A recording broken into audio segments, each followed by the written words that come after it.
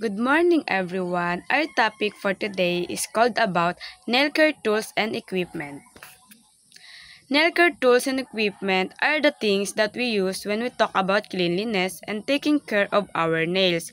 Each tools and equipment has their own use. Ito daw po ay, sa madaling sabi, sila daw po yung nagpapalinis ng ating kuko at nagki-care upang mas maging malinis or mas maging maayos tingnan ang ating mga kuko at ating mga paa. Tools are the articles used in any nail care service which are durable or permanent and are handheld. Ito daw po yung mga tools na kailangan natin sa paglilinis ng ating mga kuko: cuticle nail pusher, callus remover, cuticle nipper, cuticle scissor, nail foot file, foot path basin, manicure tray, manicure nail brush, nail buffer, nail cutter, pedicure nail brush. Cuticle nail pusher is a tool used to push back and loosen the cuticles. Ang cuticle nail pusher, siya daw po yung umaalis ng mga ating dumi sa gilid ng ating mga kuko. Kumbaga, siya din po yung nagtatanggal ng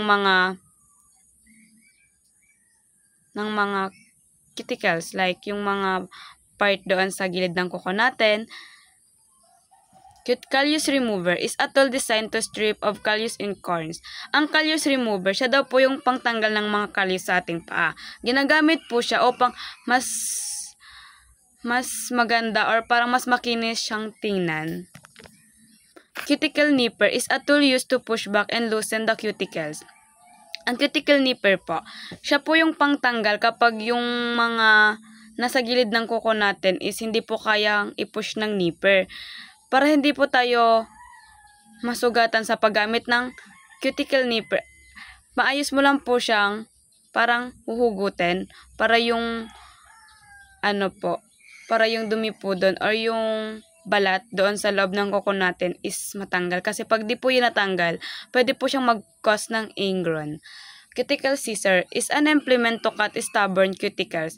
Ang cuticle scissors naman po ay, siya po yung ginagamit sa pagkakat ng mga cuticles doon sa ating kuko. Nail foot file is made of metal or sandpaper with a rough file on one side to remove calluses and a fine file on the other to smoothen the nail. Ang nail foot file po ay siya daw po yung mga pang-shape po dito sa kuko natin. Yung parang sineshape niya po para mas maganda po yung magiging kalabasan ng kuko natin doon. Pina-file niya yung mga gilid po ng kuko natin para mas para mas smooth, para maging smooth yung kuko natin. Foot spa basin is a large rectangular container used for bathing and soaking the feet when giving a pedicure. Kapag sa paa naman po natin, kailangan po natin ng foot spa basin kasi kapag mag-foot spa po tayo, dyan po natin nalalagay yung tubig na pagbabadan sa ating paa. Manicure tray is a flat container where all the necessary tools and implements are placed for use by the manicurist. Ang manicure tray po ay mas maganda po siya sa ating mga manicurista dahil dito niya po nilalagay yung mga kagamitan niya, like yung mga cutics, mga panlinis po ng kuko natin, and higit po sa lahat yung mga mga nail pusher para po mas naka-arrange po siya ng maayos at maganda rin po siyang tingnan kapag pupunta po tayo ng salon. Manicure nail brush is a plastic handheld brush with nylon bristles used to clean dirt and cosmetics residue from the nail surface and skin. Ang manicure nail brush po ay ginagamit po siya after pong makuha yung dirt. Binabrush niya po yun upang mas magandang tingnan yung yung kuko natin pala, yung kuko natin. Binabrush niya po yung mga dirt, binabrush niya yung mga inalis po nating mga dumi doon sa ating paa or yung mga kuko na nalilinisan. Nail buffer is an implement used for smoothing and polishing the nails. Ang nail buffer naman po ay siya daw po yung nag-i-implement para maging smooth ang ating mga kuko. Or siya na din po yung na maging polishing yung nails natin. Nail buffer. Dito po yun sa kuko natin. Para maging smooth po siya. Nail cutter naman po is a hand tool made of metal used to trim fingernails and toenails. Ang nail cutter, siya daw po yung nagtitrim. Kunyari po sa kuko natin, nag-trim po tayo ng pa-oval shape. Yung pag mahaba po yung kuko natin, tinitrim niya po kung maayos po ba yung pagka-trim natin. Para pag maayos po kasi yung trim natin, yung kuko natin pag humaba, parang maganda siyang tingnan or mas maayos po yung yung kakalabasan niya kapag nag-trim po tayo ng maayos. Kasi pag hindi po maayos yung trim natin, may possibility na yung kuko natin is hindi maayos tingnan or parang hindi siya maganda. Pedicure nail brush is a tool used to remove cosmetic and cleanse nails. Ang pedicure nail brush ay siya daw po yung nagre-remove ng mga natin sa paa. Tapos siya daw dun po yung nag-cleanse ng nails natin. Parang siya yung naglilinis. Parang siya yung nagbabrush ng mga dumi, ganun. Materials are the cosmetics and supplies that are consumed and should be replaced from time to time. Alcohol, antiseptic solution, colored nail polish, base coat, benzalkonium chloride, cotton, cuticle remover, and foot blush. Alcohol is an organic compound used as sanitizer.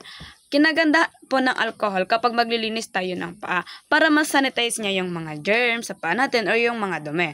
Antiseptic solution is an agent that reduce or prevent the multiplication of microorganism. Ang antiseptic solution naman po, ito daw po ay nagpe-prevents or mas maganda po siya kasi natatanggal niya po yung mga microorganism sa paa natin. Kung baga kaparas niya lang po yung alcohol. Kung yung alcohol is nagsasanitize, yung antiseptic solution naman po ay siya daw po yung nag-reduce or nagpe-prevents ng mga organism sa ating mga paa. Colored nail polish is a lacquer applied on fingernails and toenails to decorate and or protect the nail plate. Ang colored nail polish po ay maganda po siya sa ating mga kamay para mas maging parang decorate po siya sa ating kamay. Parang kinagandahan po nito kapag may cutics tayo. Parang social tingnan yung kamay natin and mga paa natin. Tsaka, sabi daw po dito, protect the nail plate. Siya daw po yung nagpo-protect upang hindi po magasgasan, hindi po masira yung kuko natin. Kasi, ang colored nail polish po ay, bukod po sa decorate, is kapag naka-cutics po yung mga paa natin, parang magandang tingnan. Yung tipong makikita mo na wow, ang linis naman nito, napakaganda. Parang ganun po. Base coat is a clear layer of polish applied to the nail plate before the application of colored polish to smoothen surface for color and promote healthier nails.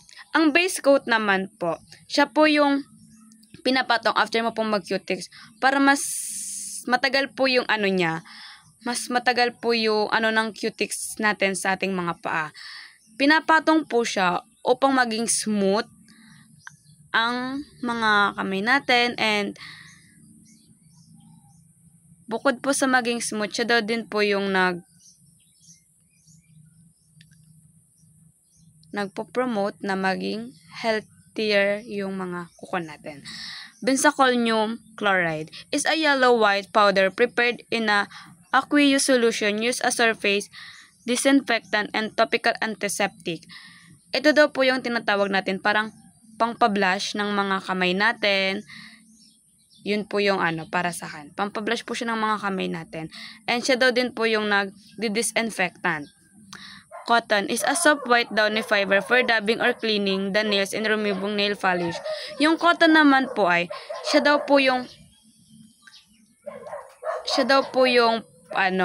panglagay natin sa mga paa. Parang pag nilagay mo yung pink, yung cotton doon sa pink, para mas maging maayos tingnan. Parang pwede mo siyang pang-clean, kung baga. Pang-clean po siya sa mga kuko natin. And siya din po yung nagre-remove ng mga polishes doon sa gilid. Pwede rin po siyang pang-remove ng mga dumi. Cuticle remover is a liquid used to soften nail cuticles and prepared to be the cut. Yung cuticle remover naman po, ito po yung pink siya na bago mo tanggalin yung mga dirt sa ating mga kuko and mga paa, ito po yung ilalagay natin para hindi po madamage yung kuko natin, parang hindi po siya masira. Kasi kapag wala po tong cuticle remover, ang pangit po tingnan ng kuko natin.